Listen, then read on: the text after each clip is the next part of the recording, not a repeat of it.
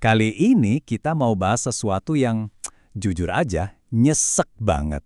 Sebuah cerita yang nunjukin gimana sebuah sistem bisa gagal secara fatal. Ini bukan cuma soal angka atau data, tapi soal nyawa yang hilang di tengah kerumitan birokrasi.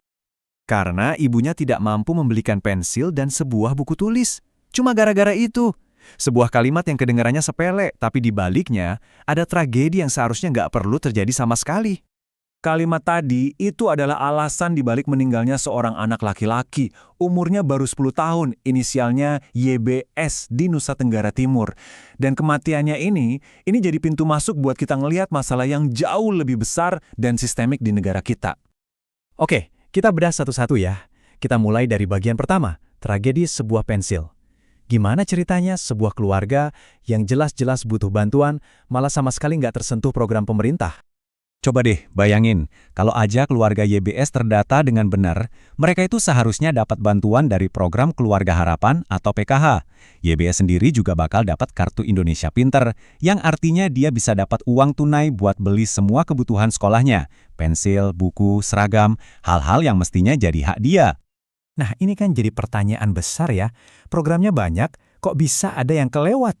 Jawabannya, ternyata ada di jaring data pemerintah yang luar biasa rumit.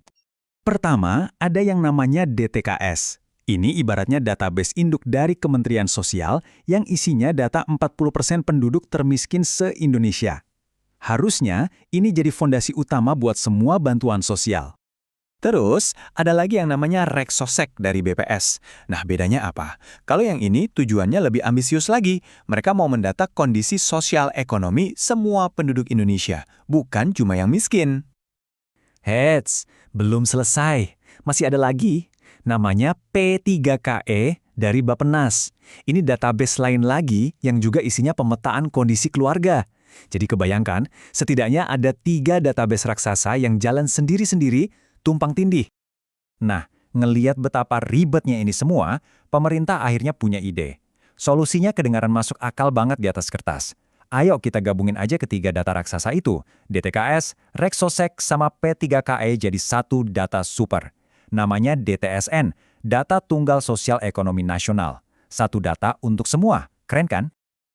Tapi, disinilah plot twist-nya.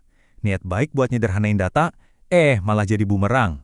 Solusi yang tadinya diharapkan bisa jadi pahlawan, justru jadi sumber masalah baru yang jauh lebih parah. Ini nih ironi paling gila dari semua ini. Tujuannya apa? Bikin satu data akurat biar bisa bantu orang miskin. Kenyataannya, jutaan orang miskin penerima bantuan iuran jaminan kesehatan nasional atau PBIJKN malah dicabut bantuan kesehatannya, dinonaktifkan massal. Gimana ceritanya coba? Sekarang kita lihat seberapa besar dampaknya. Karena ini bukan lagi soal satu anak atau satu keluarga. Ini tentang jutaan orang yang tiba-tiba kehilangan jaring pengamanan kesehatan mereka. 7,3 juta. Bukan angka kecil ya. Sebanyak itu orang yang tadinya dapat bantuan iuran kesehatan, tiba-tiba statusnya dinonaktifkan. Alasannya, nama mereka nggak ada di data baru, DTSN. Padahal di data lama ada. Mereka seolah-olah lenyap di telan sistem. Dan ternyata, angkanya nggak berhenti di situ. Malah makin bengkak. Per 1 Februari 2024, totalnya jadi 11 juta orang. 11 juta! Tiba-tiba mereka nggak punya jaminan kesehatan. Ini kan bikin kita mikir ya, proyek-proyek pendataan yang katanya makan biaya triliunan rupiah itu, apa dikerjanya asal-asalan? Kok bisa datanya beda banget pas digabungin? Kemana data jutaan orang itu? Atau pertanyaan yang lebih menusuk lagi, apa benar 11 juta orang itu mendadak jadi kaya raya dan keluar dari kemiskinan dalam sekejap? Kayaknya nggak mungkin kan? Jadi, apa ini artinya? Kita lagi ngelihat kegagalan data dalam skala yang, ya ampun nggak pernah kita bayangin sebelumnya. Jadi, intinya begini, ini tuh bukan kecelakaan sekali kejadian, ini adalah sebuah pola, sebuah siklus kegagalan yang terjadi terus-menerus. Kayak lingkaran setan yang nggak ada putusnya dan nggak ada yang bertanggung jawab. Dan yang bikin makin miris, apa? Di tengah tragedi YBS, di tengah jutaan orang kehilangan haknya, nggak ada satupun, sekali lagi, nggak ada satupun permintaan maaf dari para petinggi yang bertanggung jawab. Sunyi senyap, dari Menteri Sosial, Bappenas, Kepala BPS, Mendagri, sampai Gubernur NTT. Penulis analisis yang jadi sumber kita ini bahkan ngasih prediksi yang jujur pesimis banget. Dia bilang, mungkin beberapa tahun lagi akan ada inpres baru yang mengganti DTSEN menjadi nama baru, tetapi tetap saja tragedi pendataan orang miskin masih terjadi. Intinya, ganti nama doang, masalah intinya tetap sama. Nah, ini yang jadi pertanyaan buat kita semua.